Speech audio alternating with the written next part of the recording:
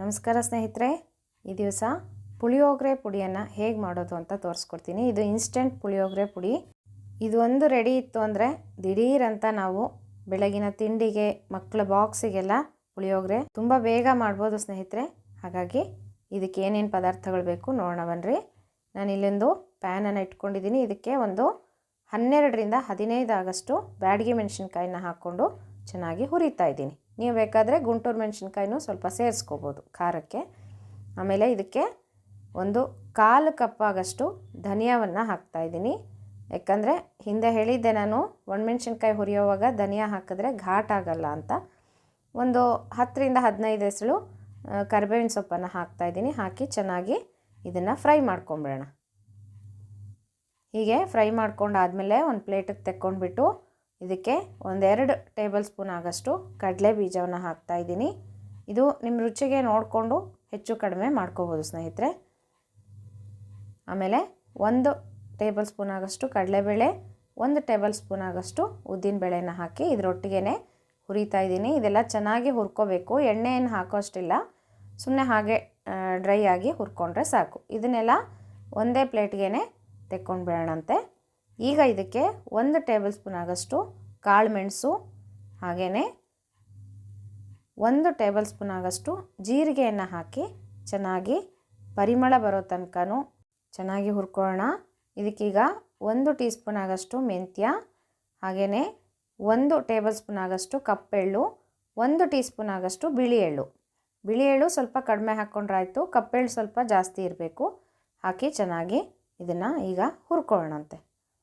ಇದಿಷ್ಟು ಹುರ್ಕೊಂಡು ತೆಕ್ಕೊಂಡ್ಬೇಡ. ಆಮೇಲೆ 1/4 ಕಪ್ ಆಗಷ್ಟು ನಾನು ಒಣಕೊಬ್ಬರಿ ತುರಿದು ಇಟ್ಕೊಂಡಿದ್ದೀನಿ. ಆ ಒಣಕೊಬ್ಬರಿ ತುರಿಯನ್ನು ಹಾಕಿ ಸ್ವಲ್ಪ ಬೆಚ್ಚಗೆ ಮಾಡಿಕೊಂಡ್ರೆ ಸಾಕು ಸ್ನೇಹಿತರೆ. ಸ್ವಲ್ಪ ಕ್ರಿಸ್ಪಾಗಿ ಆದರೆ ಪುಡಿ ಚೆನ್ನಾಗಾಗುತ್ತೆ. ಆಮೇಲೆ 1 ನಿಂಬೆಹಣ್ಣು ಗಾತ್ರದಷ್ಟು ಹುಣಸೆ ಹಣ್ಣನ್ನು ಒಂಚೂರು ಬೆಚ್ಚಗೆ ಮಾಡ್ಕೊತಾ ಇದ್ದೀನಿ. ಈ ಥರ ಹುರ್ಕೊಂಡ್ರೆ ಪುಡಿಗೂ ಚೆನ್ನಾಗಿರುತ್ತೆ. ಈಗ ಇದಕ್ಕೆ ಒಂದು ಸ್ವಲ್ಪ ಎಣ್ಣೆಯನ್ನು ಹಾಕಿ ನಾವು ಕಡಲೆ ಬೀಜ ಎಲ್ಲವನ್ನು ಹಾಕಿ ಒಗ್ಗರಣೆನ ರೆಡಿ ಮಾಡ್ಕೊಳ್ಳೋಣ. ಸ್ನೇಹಿತರೆ, ಸಾಸಿವೆ ಹಾಕೋದು ಸ್ಕಿಪ್ ಆಗಿದೆ. ನೀವು ಎಳ್ಳು, ಮೆಂತ್ಯ, ಜೀರಿಗೆ ಹುರಿತೀರಲ್ವ, ಆಗ 1 ಟೀ ಸ್ಪೂನ್ ಆಗಷ್ಟು ಸಾಸಿವೆಯನ್ನು ಹಾಕ್ಕೊಳ್ಳಿ. ನೋಡಿರಿ, ಈಗ ನಾನು ಕಡಲೆಬೇಳೆ, ಉದ್ದಿನಬೇಳೆ, ಕಡಲೆಕಾಯಿ ಬೀಜ ಎಲ್ಲವನ್ನು ಹಾಕಿ ಒಗ್ಗರಣೆಯನ್ನು ರೆಡಿ ಮಾಡ್ತಾಯಿದ್ದೀನಿ. ಇದಕ್ಕೆ 1 ಟೀ ಸ್ಪೂನ್ ಆಗಷ್ಟು ಕರಿ ಎಳ್ಳನ್ನು ಹಾಕ್ಕೋಬೇಕು ಒಗ್ಗರಣೆಗೆ. ಆಮೇಲೆ ಒಣಮೆಣ್ಸಿನ್ಕಾಯಿ, ಒಂದು ಸ್ವಲ್ಪ ಕರಿಬೇವು, ಇಂಗನ್ನು ಹಾಕಿ ನಾವು ಒಗ್ಗರಣೆಯನ್ನು ರೆಡಿ ಮಾಡಿ ಇಟ್ಕೊಳ್ಳೋಣಂತೆ.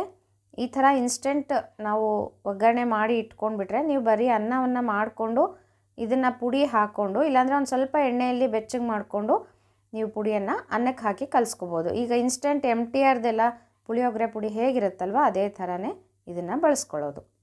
ನೋಡಿರಿ, ಈಗ ಎಲ್ಲ ಆರಿದೆ, ಚೆನ್ನಾಗಿ ಆರಬೇಕು. ಬಿಸಿ ಇದ್ದಾಗ ಮಾತ್ರ ಮಿಕ್ಸಿಗೆ ಹಾಕಬಾರ್ದು ಸ್ನೇಹಿತರೆ, ಯಾಕಂದರೆ ಪುಡಿ ಚೆನ್ನಾಗಾಗಲ್ಲ. ನೋಡಿರಿ, ಈಗ ನಾನು ಬರೀ ಒಣಮೆಣ್ಸಿನ್ಕಾಯಿನ ಮೊದಲನೇದಾಗಿ ಹಾಕ್ಕೊತಾ ಇದ್ದೀನಿ. ಒಣಮೆಣ್ಸಿನ್ಕಾಯಿ ಸ್ವಲ್ಪ ತರ್ತರಿಯಾಗಿ ಪುಡಿ ಮಾಡಿಕೊಂಡು ಆಮೇಲೆ ಮಿಕ್ಕಿದೆಲ್ಲ ಸಾಮಗ್ರಿಗಳನ್ನು ಹಾಕಿ ಪುಡಿಯನ್ನು ಮಾಡೋಣಂತೆ. ನೋಡಿರಿ, ಈ ಥರ ಪೌಡ್ರ್ ಮಾಡ್ಕೊಂಡಿದ್ದೀನಿ ಒಣಮೆಣ್ಸಿನ್ಕಾಯಿ. ಈಗ ಎಲ್ಲ ಪದಾರ್ಥಗಳನ್ನು ಹಾಕಿ ತರ್ತರಿಯಾಗಿ ಪುಡಿ ಮಾಡ್ಕೊಳ್ಳೋಣ. ಇದಕ್ಕೆ 1/4 ಚಮಚ ಆಗಷ್ಟು ಅರಶಿನ ಹಾಕಿದ್ದೀನಿ. ಆಮೇಲೆ ಒಗ್ಗರಣೆಗೂ ಅರಶಿನವನ್ನು ಹಾಕಿದ್ದೀನಿ ನಾನು, ಅದಕ್ಕೋಸ್ಕರ. ಮತ್ತು 1 ಟೀ ಸ್ಪೂನ್ ಆಗಷ್ಟು ಉಪ್ಪನ್ನು ಹಾಕಿದ್ದೀನಿ. ನೀವು ರುಚಿಗೆ ನೋಡ್ಕೊಂಡು ಹಾಕ್ಕೊಳ್ರಿ, ಅನ್ನಕ್ಕೆ ಬೇರೆ ಹಾಕ್ಕೊಂಡು ಕಲಿಸ್ಕೋಬೋದು. ಮತ್ತು ಒಂದು ಸ್ವಲ್ಪ ಇಂಗನ್ನು ಹಾಕಿ, ಆಮೇಲೆ ಬೆಲ್ಲ, ಹುಣಸೆ ಹಣ್ಣು ಎಷ್ಟು ತೊಗೊಂಡಿರ್ತೀರೋ ಅದೇ ಗಾತ್ರದಷ್ಟು ಬೆಲ್ಲವನ್ನು ನಾವು ಹಾಕ್ಕೋಬೇಕು. ನೋಡಿರಿ, ಈ ಥರ ತುಂಬ ನೈಸಾಗಿ ಪುಡಿ ಮಾಡ್ಕೋಬಾರ್ದು, ಸ್ವಲ್ಪ ತರ್ತರಿ ಇದ್ದರೆ ತುಂಬ ಚೆನ್ನಾಗಿರುತ್ತೆ. ಈಗ ಇದಕ್ಕೆ ನಾವು ಮಾಡಿದ್ವಲ್ಲ ಆ ಒಗ್ಗರಣೆನ ಹಾಕಿ ಚೆನ್ನಾಗಿ ಕಲಿಸ್ಕೊಂಡ್ಬಿಡೋದು. ಈ ಥರ ಕಲಿಸ್ಕೊಂಡು ನೀವು ಒಂದು ಏರ್ಟೈಟ್ ಡಬ್ಬಿಲೋ ಅಥವಾ ಗಾಜಿನ ಬಾಟ್ಲಿನಲ್ಲೋ ಹಾಕಿಟ್ಕೊಂಡ್ರೆ ಒಂದು 2-3 ತಿಂಗಳು ನೀವು ಬಳಸ್ಕೋಬೋದು ಸ್ನೇಹಿತರೆ. ತುಂಬ ಈಸಿಯಾಗಿ ತುಂಬ ಬೇಗನೆ ಪುಳಿಯೋಗರೆಯನ್ನು ಮಾಡ್ಕೋಬೋದು ನಾವು. ರುಚಿಯಾದಂತಹ ಇನ್ಸ್ಟೆಂಟ್ ಪುಳಿಯೋಗರೆ ಪುಡಿಯನ್ನು ಹೇಗೆ ಮಾಡೋದು ಅಂತ ನಿಮಗೆಲ್ಲ ತೋರಿಸ್ಕೊಟ್ಟಿದ್ದೀನಿ. ತುಂಬ ಕೇಳ್ತಾಯಿದ್ರು, ಅದಕ್ಕೋಸ್ಕರ ಈ ಪುಡಿಯನ್ನು ಬಳಸಿ ಪುಳಿಯೋಗರೆಯನ್ನು ಹೇಗೆ ಮಾಡೋದು ಅಂತ ನೆಕ್ಸ್ಟ್ ವಿಡಿಯೋ ಹಾಕ್ತೀನಿ ನಾನು ನಿಮಗೆ. ಮತ್ತು ಮುಂದಿನ ವಿಡಿಯೋದಲ್ಲಿ ಸಿಗೋಣ ಸ್ನೇಹಿತರೆ. ನಮಸ್ಕಾರ.